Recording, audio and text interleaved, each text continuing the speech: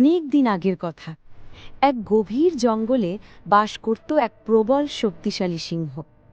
বনের সব পশু পাখি তাকে ভয় করত, কারণ সে ছিল হিংস্র ও খামখেয়ালি। তার শাসনে কেউ মাথা তুলে কথা বলার সাহস পেত না। সিংহটি ছিল রাজা, কিন্তু তার বুদ্ধির চেয়ে শক্তির উপরেই তার ভরসা ছিল। একদিন বনে এলো এক চালাক শিয়াল। সে শুনেছিল এই জঙ্গলের রাজা নাকি খুব শক্তিশালী, কিন্তু খুবই সহজ সরল এবং গর্বে অন্ধ। শিয়াল ভাবল, এমন রাজাকে বোকা বানানো তো অনেক সহজ।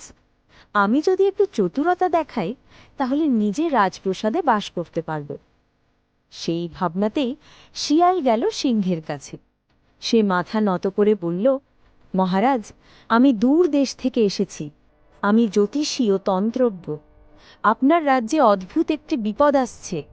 আপনি যদি আমার কথা না শোনেন, তাহলে 3 দিনের মধ্যে আপনার সিংহাসন হারাতে হবে। সিংহ বিস্মিত হয়ে বলল, তুমি কি বলছো? কি করতে হবে আমাকে? শিয়াল বলল, মহারাজ, আপনাকে একটি বিশেষ গুহায় 3 রাত ধরে উপবাস করে ধ্যান করতে হবে, আর কেউ যেন সেখানে না যায়। আমি বাইরে পাহারা দেব।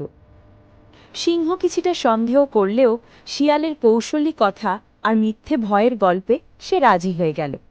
রাজসিংহ গিয়ে সেই গুহায় ঢুকল এবং উপবাস শুরু করল।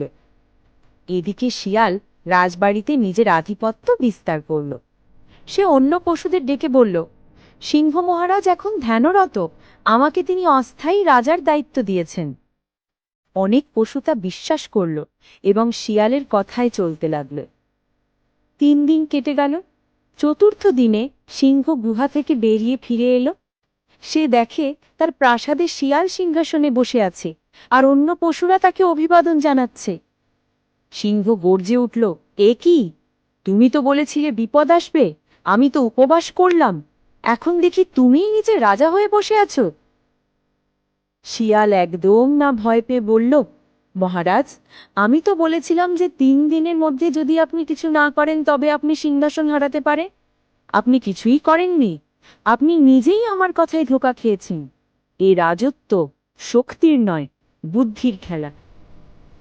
সিংহ বুঝতে পারল যে সে শিয়ালের কথায় ভুল করেছে, কিন্তু তখন আর কিচ্ছু করার ছিল না। অনেক পশু এখন শিয়ালকে সমর্থন করছিল। সিংহ হার মানল এবং গর্জন করে গভীর জঙ্গলের দিকে চলে গেল একাকী।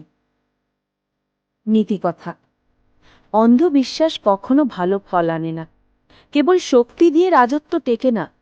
প্রজ্ঞা ও বুদ্ধি আসল রাজত্বের ভিত্তি। চতুর মানুষের মুখের কথায় প্রভাবিত না হয়ে নিজে চিন্তা করে সিদ্ধান্ত নেওয়া উচিত।